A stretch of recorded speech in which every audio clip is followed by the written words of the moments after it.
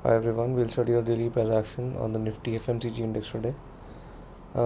अभी भी जो सपोर्ट जोन है इसका इंडेक्स का वो 55,450 से लेके 55,620 है, क्योंकि इलेक्शन का जब रिज़ल्ट आया था तो इसी जोन में इसने गैप क्रिएट कर दिया था। एंड गैप क्रिएट करने के बाद इसने वहाँ से एक स्ट्रॉन्ग रैली किया था और एक ऑल टाइम हाई का क्रिएशन कर दिया था, राइट। तो ये जो गैप था ये फिल नहीं हुआ था, वो गैप अभी फिल हो चुका है, राइट। ये पूरा करेक्शन आ गया, उस जो रैली हुआ था इलेक्शन के रिज़ल्ट के बाद वो पूरा रैली ख़त्म हो चुका है। एंड ख़त्म होने के बाद अभी कंसोलिडेशन का पीरियड स्टार्ट हुआ है एट द सेम जोन जहाँ पे गैप क्रिएट हुआ था।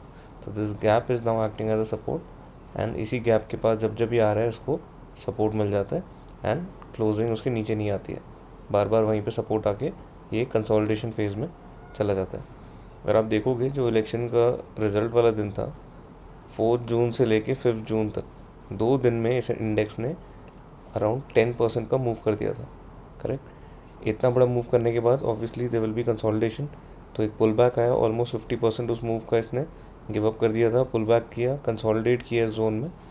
उसके बाद 6 जून से लेके इसने उस जोन में अराउंड 1 मंथ से भी ज़्यादा कंसोलिडेट किया था।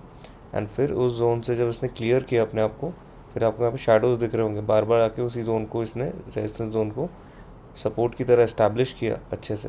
एंड फिर उसके बाद इसने एक knew all time high create किया एंड यहाँ पे 10% का मूव था, और यहाँ से लेके जो पुल बैक के बाद जो मूव आया था वो अराउंड 18-19% का मूव था, राइट।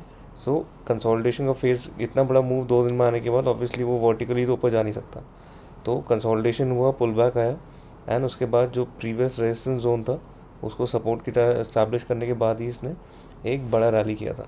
तो अभी भी आप देखो यहाँ पे एक डबल टॉप पैटर्न बना था, एक कंटिन्यूस सेल ऑफ में चला गया, कंटिन्यूस सेल ऑफ आने के बाद आपको दिख रहा है यहाँ पे पहली बार इसने पॉज लिया, पॉज लेने के बाद एक पुल बैक दिया एंड अभी वापस से उसी जोन को इसने रीटेस्ट किया है, राइट।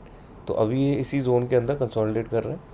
तो अगर 57,000 के लेवल के ऊपर ये स्ट्रॉन्ग क्लोजिंग देता है तो वो फर्स्ट साइन ऑफ स्ट्रेंथ होगा। सेकंड साइन ऑफ स्ट्रेंथ होगा अगर 57,550 के जोन के ऊपर क्लोजिंग देता है, क्योंकि ये जोन पे ये सपोर्ट इस्टेब्लिश करने की कोशिश कर रहा था एंड ऊपर मूव करने की कोशिश कर रहा था, बट देन इस कैंडल ने इस जोन को जहाँ पे सपोर्ट इस्टेब्लिश करने की कोशिश कर रहा था 57,000 का, उसको स्ट्रांगली ब्रेक करके वहाँ पे क्लोजिंग देके उसके बाद से ये अराउंड 3 हफ्ते से उसी जोन के नीचे ये कंसोलिडेट कर रहा है। सो सबसे पहला स्ट्रेंथ होगा साइन जब ये 57,000 के ऊपर क्लोजिंग देता है।